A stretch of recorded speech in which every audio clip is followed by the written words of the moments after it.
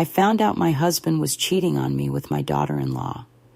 In that moment, I decided to swap their bottle of personal lubricant with industrial-strength adhesive. Now, they'd be together forever. What happened next made the whole neighborhood call for an ambulance. I'm glad you're here. Follow my story to the end, and if you feel like it, leave a comment telling me what city you're listening from. That way, I can see just how far my story has traveled. My name is Norma, and I'm 61 years old. For 37 years, I thought I knew my husband, Henry, better than anyone. I thought that after so much time together, there were no secrets left between us. I was completely wrong. It all started on a Tuesday morning.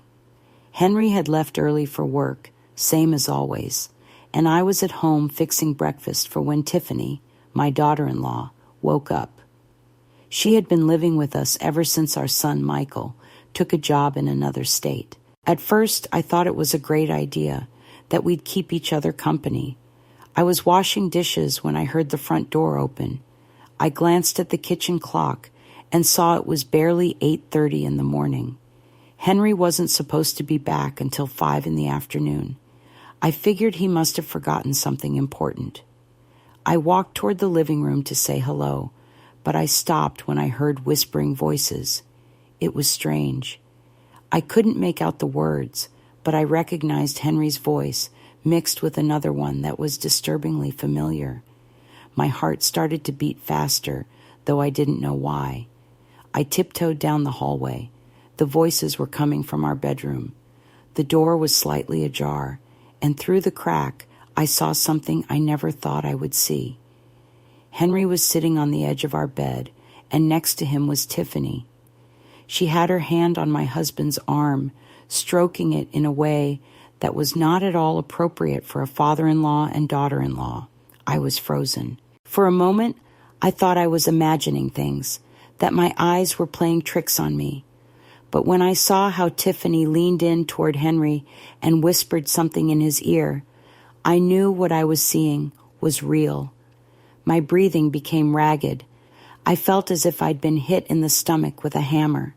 My legs were shaking so much I had to lean against the wall to keep from falling.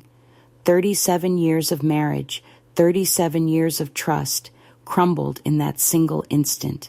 Henry said something to Tiffany that I couldn't hear, but the way she smiled and nodded made me understand this wasn't the first time. There was a familiarity between them, an intimacy that was both disgusting and painful. I backed away slowly down the hall, my heart pounding so hard I was afraid they might hear it.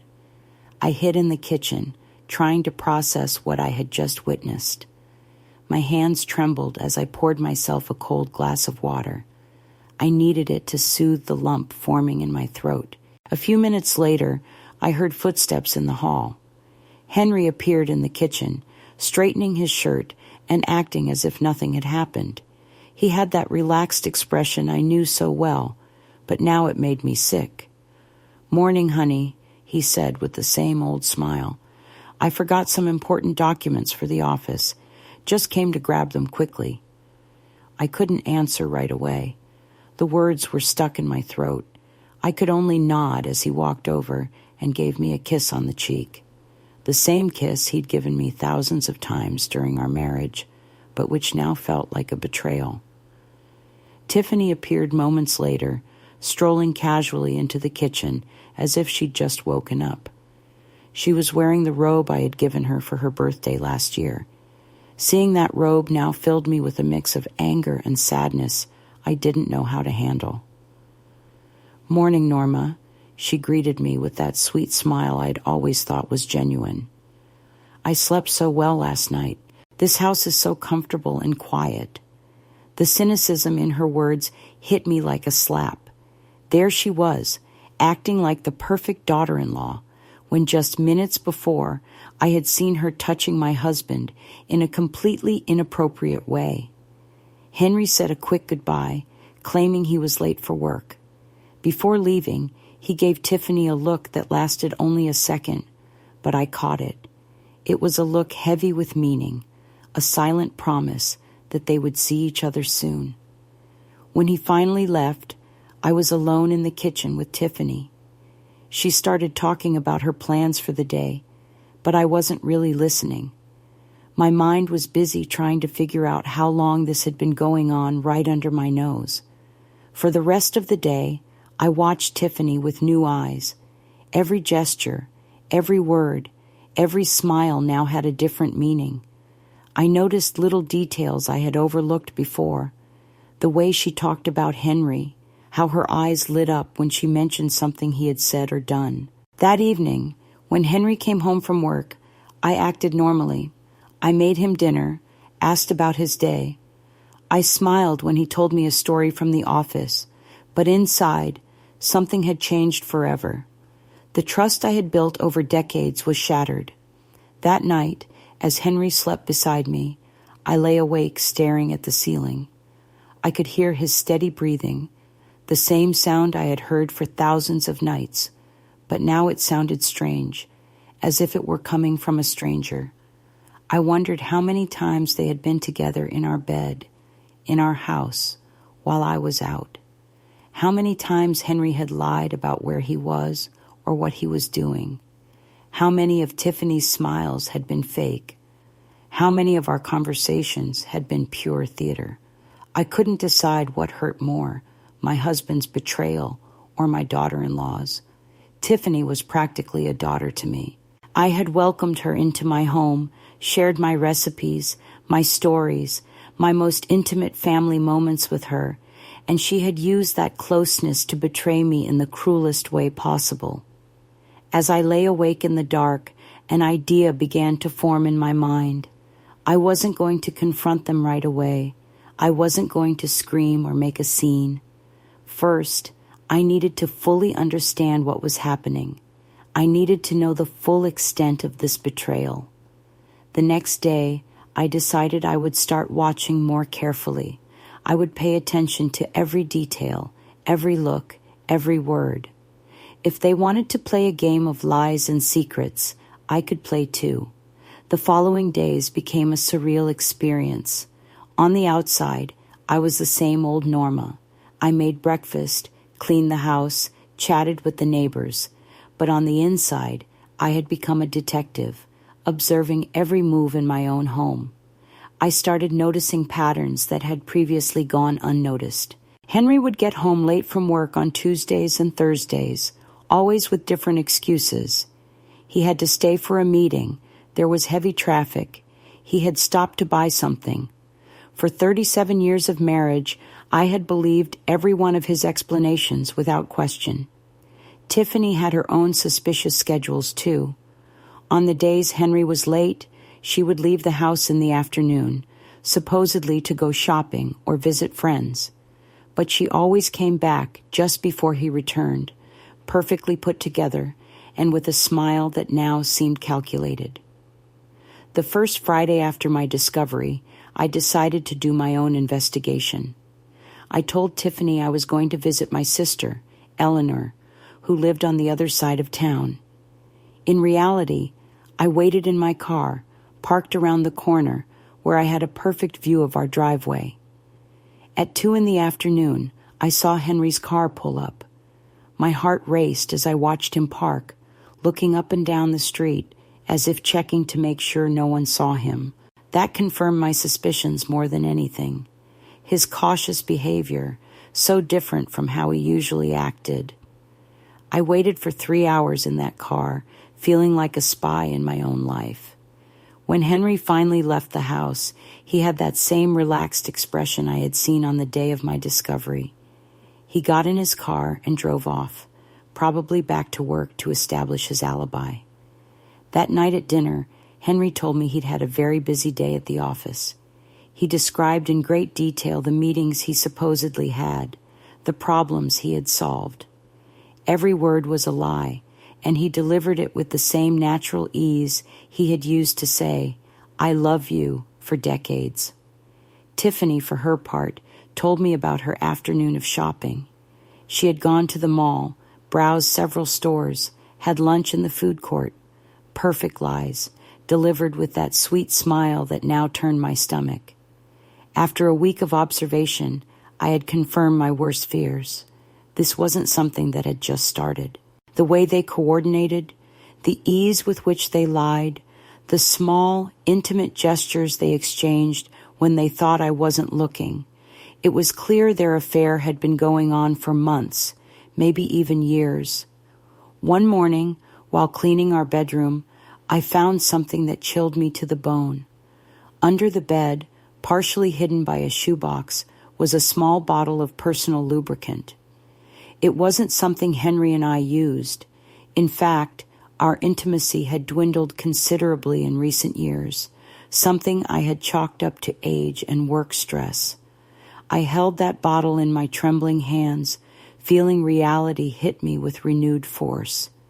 They had been using our bed, our most intimate space, for their secret meetings.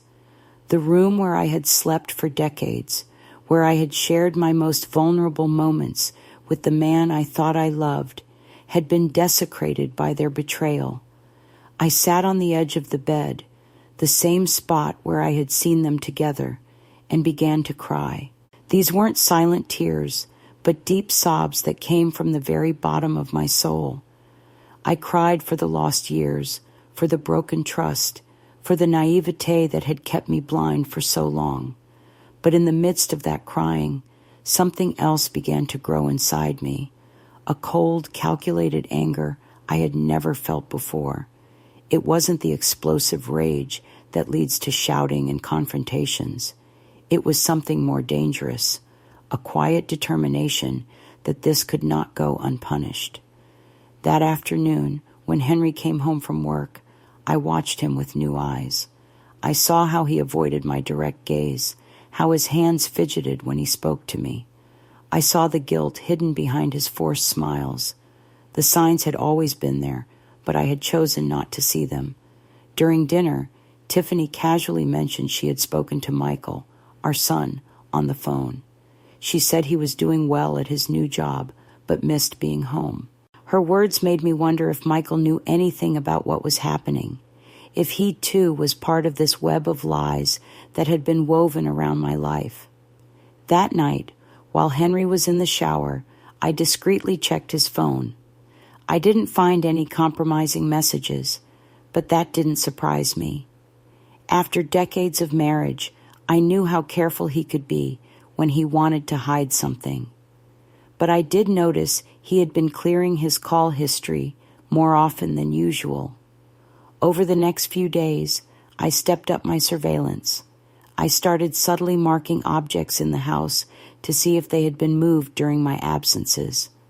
I'd leave a hair on the nightstand, slightly change the position of the couch cushions, check for new stains on the sheets I had just washed.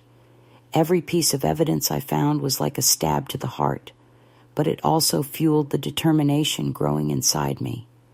They had turned my home into a stage for their betrayal. They had used my trust, my love, my hospitality against me. One afternoon, while pretending to take a nap, I heard them talking quietly in the living room. I couldn't make out all the words, but the tone was unmistakably intimate. I heard soft laughter, affectionate murmurs, the sound of kisses. All of this was happening just a few feet from where I was supposedly sleeping, in the house I had helped build with years of work and sacrifice. It was then that the idea began to take shape in my mind, an idea that at first seemed too extreme, too vengeful. But the more I thought about it, the more perfect it seemed. If they wanted to be together so intimately, using products like that lubricant I had found, maybe I could help them be closer than they had ever imagined. I remembered seeing industrial adhesive in the garage, stored away since Henry had fixed some pipes the year before. It was a powerful substance, designed to create permanent bonds. And if the texture and color were similar to the lubricant, the idea terrified and thrilled me at the same time. It was perfect in its simplicity and devastating in its consequences. But before I made any decisions, I needed to be absolutely sure of what was happening. I needed one final, irrefutable confirmation that they deserved what I was considering. That confirmation came sooner than I expected, and it was far worse than I had imagined. The final confirmation came on a Saturday morning in the cruelest way possible. I had left early to do the weekly grocery shopping, a routine I had kept for years. But that morning, I forgot my shopping list on the kitchen table and had to turn back to get it. As I opened the front door, I heard voices coming from the living room. They weren't the casual voices of a normal conversation. They were intimate whispers, words laced with a tenderness that turned my stomach. I crept closer quietly, and what I heard froze me to the core. Henry was telling Tiffany that he couldn't keep pretending with me anymore, that he was tired of acting like the devoted husband when all he wanted was to be with her. His words were like knives, slicing through the last threads of hope I still held in my heart. But what came next was even worse.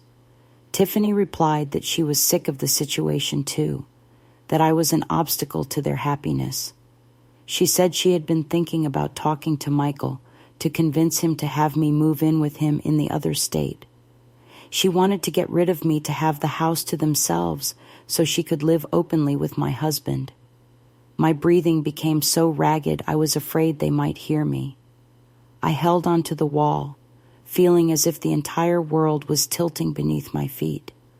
Not only were they betraying me, but they were actively planning to destroy my life, to drive me from my home, from everything I had built for decades. I heard Henry assure her he would find a way to make me leave voluntarily, that he would make me feel so uncomfortable in my own home that I would have no choice but to go.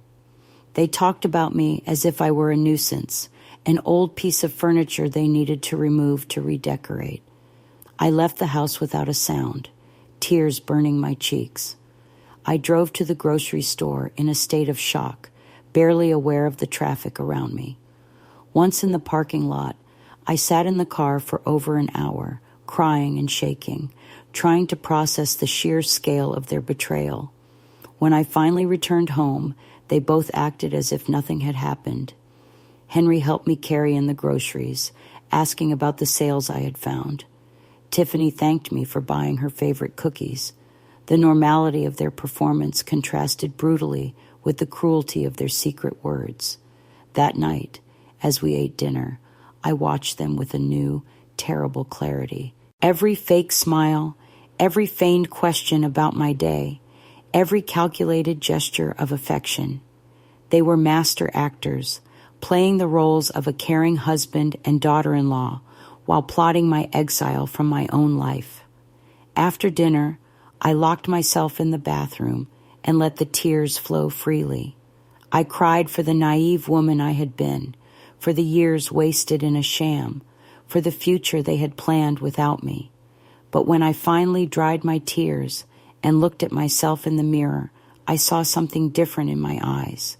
It was no longer just pain they reflected. It was determination. That very night, while Henry slept beside me, snoring softly, I tiptoed down to the garage. There it was, the industrial adhesive I remembered, stored on a high shelf among other tools and cleaning products. I took it in my hands, carefully reading the instructions on the label. It was an extremely strong contact adhesive designed for industrial materials. The label warned of its permanent bonding power and recommended using gloves and proper ventilation. Its consistency was surprisingly similar to the lubricant I had found in our room. An idea began to form with crystal clarity. If Tiffany and Henry wanted to be so close, if they wanted to use my house and my bed for their intimate encounters, maybe I could help them get closer than they had ever dreamed, permanently closer. Over the next few days, I observed their patterns more carefully.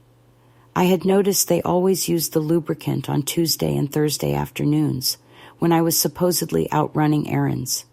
He was meticulous in his routine, always putting the bottle back in the same spot under the bed. The following Tuesday, I put my plan into motion. I told Tiffany I was going to spend the afternoon with my sister, Eleanor, as I had the previous weeks, but instead of actually leaving, I went to the house of my neighbor across the street, Mrs.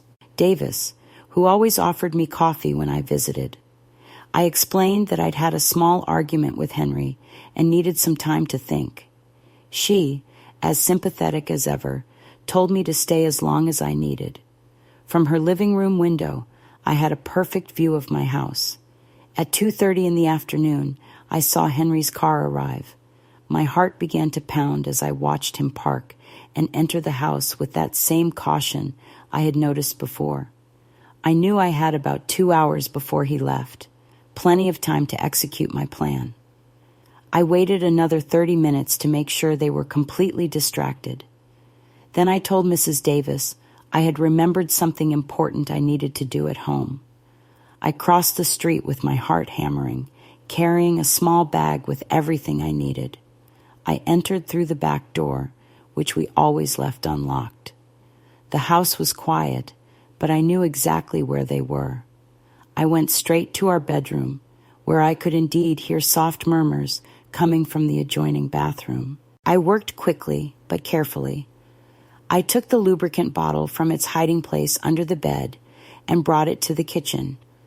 Wearing dish gloves to protect my hands, I emptied the original contents completely down the sink. Then, using a small funnel, I filled the bottle with the industrial adhesive. The consistency was almost identical. The color was very similar too. The only noticeable difference was a slight chemical smell, but I knew that in the heat of the moment, they probably wouldn't notice until it was too late.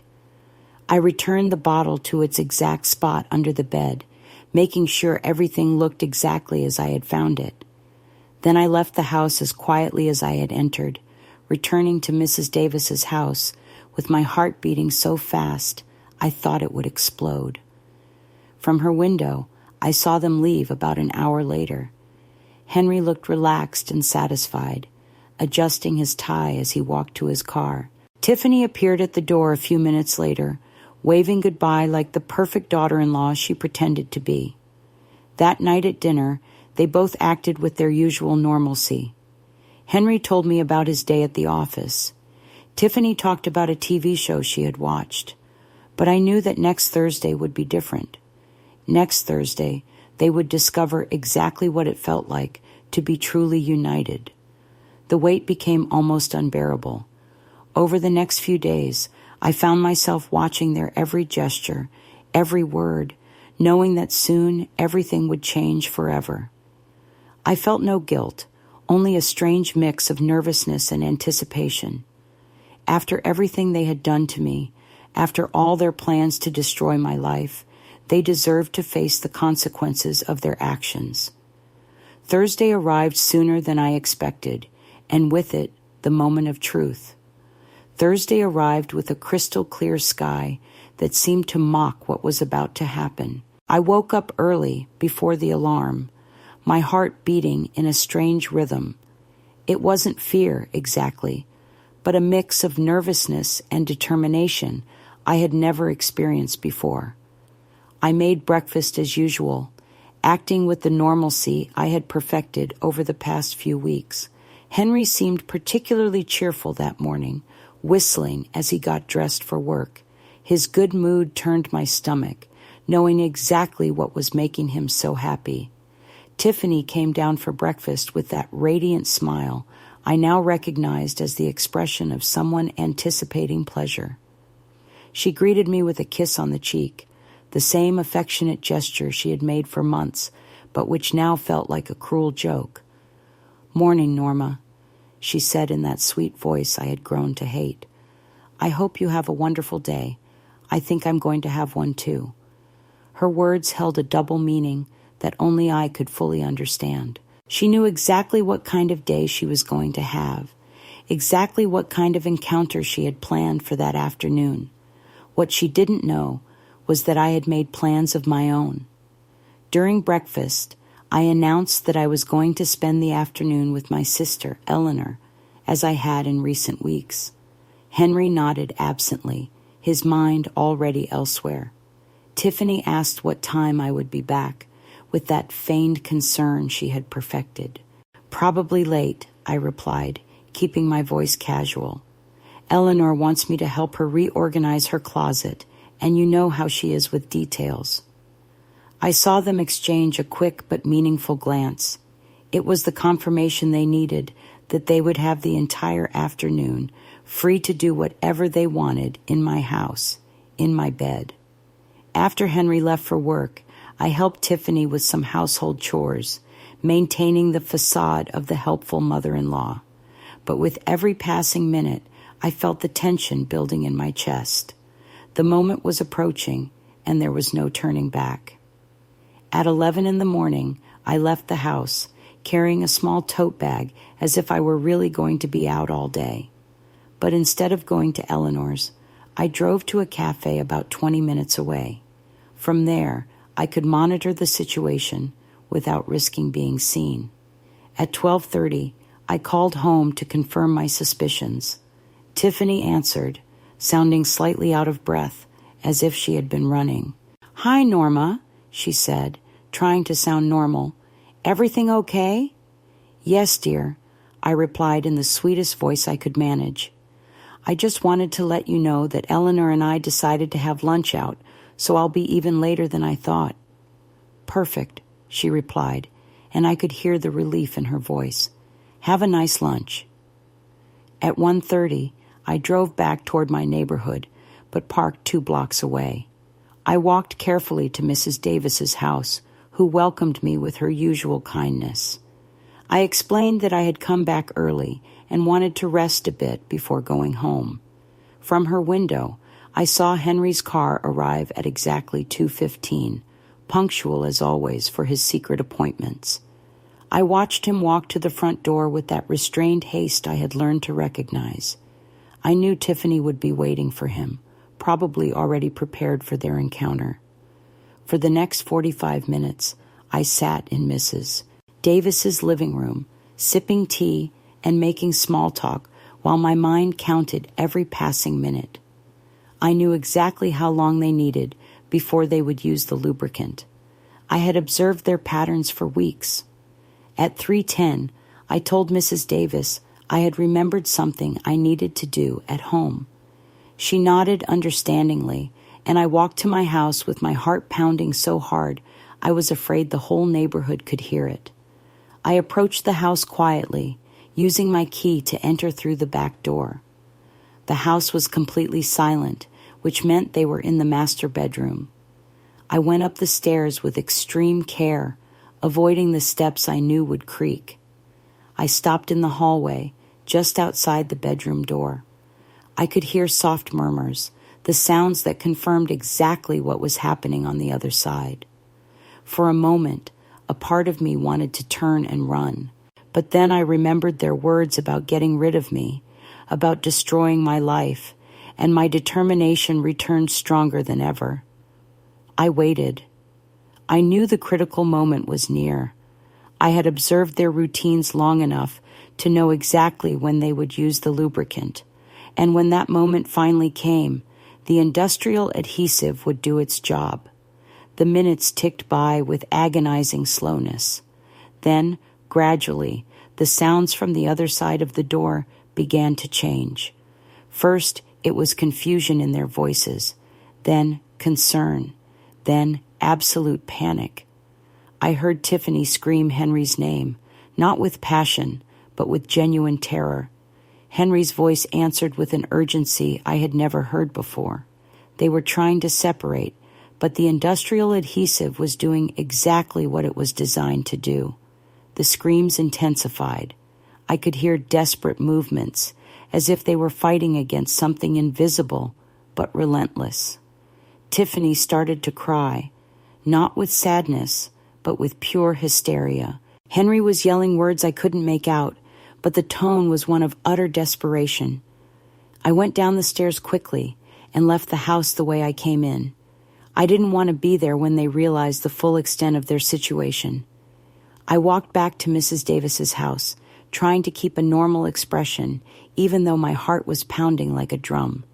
From Mrs. Davis's window, I watched my house with a mixture of fascination and horror. The screams had stopped for a moment, but I knew that didn't mean the problem was solved. Industrial adhesive wasn't something they could easily get free from. 10 minutes later, I saw movement in my bedroom windows. Someone was trying to open the curtains, probably looking for help. Then, one of the windows slid open, and I could clearly hear desperate cries for help. It was Tiffany screaming, her voice broken by panic and humiliation. She was calling out to anyone who could hear, but her situation was too embarrassing to explain clearly. She just screamed that they needed urgent medical help. Neighbors started coming out of their houses, alerted by the screams. Mrs. Davis got up from her chair, worried about the noise coming from my house. I acted as if I had just realized what was happening. "Oh my God," I said, my voice full of feigned concern. "Those screams are coming from my house. I have to go see what's going on." I ran to my house along with several neighbors, playing the part of the worried wife and mother-in-law I was supposed to be. When I reached the front door, the screams from the bedroom were deafening. It was clear they needed immediate medical help. One of the neighbors had already called 911. Within minutes, sirens began to wail in the distance, getting closer. The ambulance, paramedics, and possibly the fire department were on their way to deal with a situation none of them had likely ever faced before. While we waited for the emergency services to arrive, I stood outside the house with the other neighbors, acting as if I had no idea what had caused this crisis. Inside, a part of me felt victorious. They had gotten exactly what they deserved, to be joined together forever, just as they had wanted. The sound of sirens filled the air as 3 ambulances, 2 fire trucks, and several police cars converged in front of my house. I had never seen so much chaos in our quiet neighborhood. Neighbors gathered on their front lawns, whispering among themselves, trying to figure out what kind of emergency required such a massive response. I acted as any worried wife would. I ran to the paramedics as soon as they got out of the ambulance, with genuine tears streaming down my cheeks. They didn't need to know that these tears were not from worry, but from a complex mix of satisfaction, guilt, and shock at what I had set in motion. "Please, help them," I begged the paramedics. "I don't know what happened. I was out, and when I came back, I heard terrible screams." The lead paramedic, a middle-aged man with a serious expression, gently took my arm. "Ma'am, we need you to tell us exactly what kind of emergency is upstairs. Their voices suggest they're in a very delicate situation." I shook my head, acting completely bewildered. "I don't know. I just heard my husband and my daughter-in-law screaming for help. They seem to be in our master bedroom." The paramedics exchanged meaningful looks. They had handled all sorts of emergencies in their careers, but from the screams coming from the second-floor window, they could guess this was something particularly embarrassing and complex. The fire captain approached after assessing the situation from outside. "Ma'am, we're going to need access to the room, but first we need to know if there's any chemical or structural danger we should be aware of." I shook my head again, maintaining my expression of total innocence. "Not that I know of. It's a completely normal house. I don't understand what could have happened." As the emergency services prepared to enter, I could hear the screams from the bedroom had turned into desperate pleas. Tiffany was crying hysterically, yelling that they couldn't get apart. Henry was alternating between shouts of pain and curses that would have made a sailor blush. The first paramedics who went up to the room came back down in less than 5 minutes with expressions that mixed professionalism with total astonishment. Never in their careers had they faced a situation like this. The lead medic came down and approached me with an extremely serious look. "Ma'am, your husband and daughter-in-law are in a very delicate medical situation." It appears some kind of industrial adhesive came into contact with their intimate areas during a private encounter. I feigned total shock and horror. Industrial adhesive? How is that even possible? Are they going to be hurt? We're doing everything we can, he assured me, but we need to transport them to the hospital immediately. It will require a very delicate surgical procedure to separate them without causing permanent damage. The next 30 minutes were a spectacle I will never forget. The paramedics had to fashion a special gurney to transport Henry and Tiffany without separating them. They had to be partially sedated to control their hysteria and allow the professionals to work. When they were finally brought out of the house, they were covered with sheets to preserve their dignity. But it was obvious to everyone present what their situation was. The neighbors watched with a mixture of horror and morbid fascination that they tried to hide behind concerned expressions. Mrs. Davis came over and hugged me, whispering words of comfort. "You poor thing, Norma. I can't imagine how traumatic this must be for you. How could something so bizarre happen?" I clung to her, sobbing in a way that seemed completely genuine. "I don't understand, Eleanor. How could they mistake industrial adhesive for anything else? It's so strange, so terrible." As the ambulances drove away with their lights flashing, a local police detective approached to ask the routine questions. He was a young man, clearly uncomfortable with having to investigate this type of incident. "Mrs. Miller, I know this is difficult, but I need to ask you a few questions about what might have caused this accident." "Of course, officer," I replied, with all the cooperation in the world. "I'll do anything to help understand what happened." "Do you have any idea how industrial adhesive could have gotten into your bedroom? Were there any recent construction or repair projects?" I thought carefully before answering, as if trying to recall something important. "Well, my husband was working on some minor repairs in the garage last month. Maybe something got mixed up. I don't know how else to explain this." The detective took notes, clearly trying to maintain a professional expression in a situation that was simultaneously tragic and absurd. "Had you noticed any strange behavior from your husband or daughter-in-law lately?" This was the question I had been waiting for, and I had prepared my answer carefully. "Well, officer, Henry has been working a lot lately, coming home late often. And Tiffany, well, she's young and can sometimes be a bit careless with things around the house." After the detective finished his questions and all the emergency services had left, I was alone in my house for the first time in hours. The silence was deafening after so much chaos. I slowly went up to the master bedroom, which was now in complete disarray. The sheets were crumpled and stained. Medical wrappers were scattered on the floor where the paramedics had worked, and the smell of antiseptics filled the air. But what struck me most was finding the now empty lubricant bottle lying on the floor next to the bed. The evidence of my plan was right there, in that innocent-looking bottle that had held the seeds of their destruction. For a moment, a wave of regret hit me. Had I gone too far? Would the consequences be more severe than I had anticipated?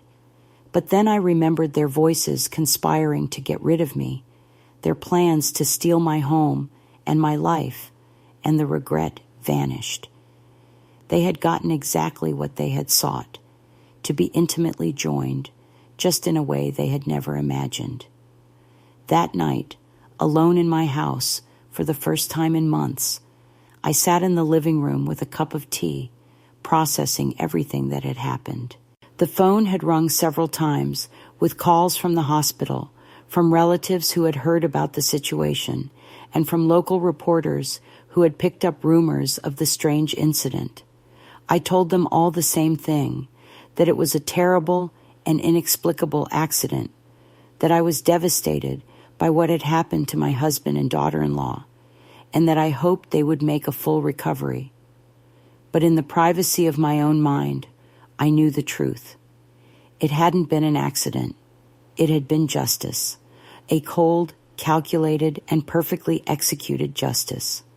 And although the consequences had been more dramatic than I had anticipated, I didn't regret protecting my life and my dignity. The phone rang one more time that night. It was the hospital, informing me that the procedure to separate them had been successful, but both would need to remain hospitalized for several days to recover from their injuries and the psychological trauma. "Thank you for letting me know," I said, my voice cracking like a worried wife's. "Can I visit them tomorrow?" "Of course, Mrs. Miller. I'm sure your support will mean a lot to them during this difficult time." After I hung up, I smiled for the first time in weeks. Tomorrow, I would go to the hospital to visit them, playing the part of the devoted wife and mother-in-law I had always been. But really, it would be my silent goodbye. The hospital smelled of antiseptic and sadness when I arrived to visit them the next day. I brought fresh flowers and an expression of genuine concern I had perfected over years of marriage. The nurses greeted me with compassion, treating me like the poor wife who had suffered a terrible trauma alongside her family. Henry was in a private room, hooked up to several monitors, with bandages in places I prefer not to describe in detail. When he saw me walk in, his eyes filled with a mixture of physical pain and deep humiliation. For the first time in decades, he couldn't hold my gaze. "Norma," he whispered, his voice hoarse. "Thank you for coming." I approached his bed and took his hand, acting like the dedicated wife I had been for 37 years. "Of course I came, Henry. I'm your wife. I'll always be here for you in difficult times." His eyes filled with tears, and for a moment I thought he was going to confess everything. But instead, he just squeezed my hand and mumbled repeated apologies for the inexplicable accident that had ruined our lives.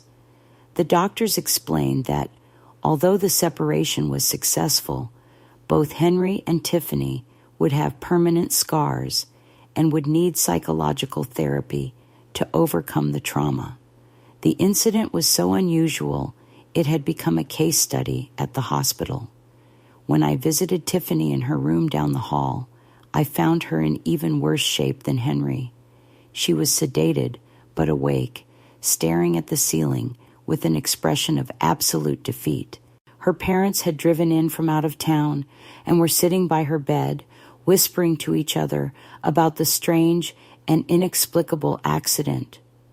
Tiffany looked at me when I entered, and for a moment I saw something in her eyes that made me think she suspected the truth, but she was too weakened, physically and emotionally, to confront me, especially in front of her parents and the nurses.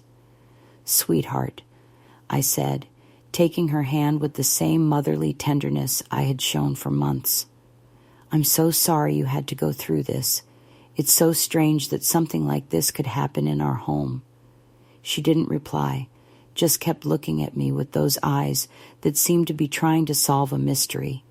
Her parents thanked me for taking such good care of their daughter, never knowing I was the reason she was in that hospital bed. Over the next few days, I kept up the facade of the worried wife. I brought homemade food to the hospital, sat by their bedsides, spoke with doctors about their recovery prognoses. The whole neighborhood commented on how devoted I was, how I was handling this bizarre family crisis with such grace and strength. But in the privacy of my home, each night I began to plan my new future. It was clear that after this incident, things would never be the same between us, and honestly, I no longer wanted them to be. A week after they were discharged from the hospital, Tiffany announced she was moving back in with her parents. She said she needed time to recover from the trauma and that being in our house brought back too many painful memories of the accident. I helped her pack her things, playing the part of the understanding mother-in-law I had always been. As I folded her clothes and wrapped her personal items, I couldn't help but feel a quiet satisfaction. She was leaving exactly as I had planned, but under circumstances that would keep her away forever. The day she left, she hugged me at the front door. For a moment, I thought she was going to say something about her suspicions, but instead, she whispered, "Thank you for taking care of me, Norma. I'm so sorry for everything that happened." I hugged her back, replying, "You have nothing to be sorry for, dear. It was a terrible accident that no one could have foreseen." After she left, Henry and I were alone in the house for the first time since his hospital stay.